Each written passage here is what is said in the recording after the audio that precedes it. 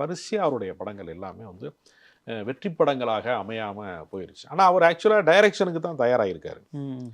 ரொம்ப தாமதமாக. ஆமாம், பல நடிப்பு துறை சார்ந்து அவருக்கு வந்து மக்கள் அவரை ரசிக்காமல் போனதுக்கு பின்பு ஒரு கட்டத்துக்கு மேலே ஒரு வில்லன் நடிகராக, கேரக்டர் ஆர்டிஸ்டாக, ஆனால் அந்த அன்னக்கொடி மாதிரி படங்கள்லாம் அவர் அப்பா இயக்கிய படங்கள்லேயுமே கூட அவர் நடித்தார்.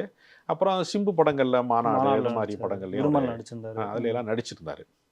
இப்படி நடித்தாலும் அவருக்கு வந்து என்னென்னா ஒரு ஒரு ஹீரோவாக ஒர்க் அவுட் ஆகாது மட்டுமல்ல, கேரக்டராகவும் அவருக்கு பெருசாக வந்து பேசும்படியான ஒன்றும் நிகழலை.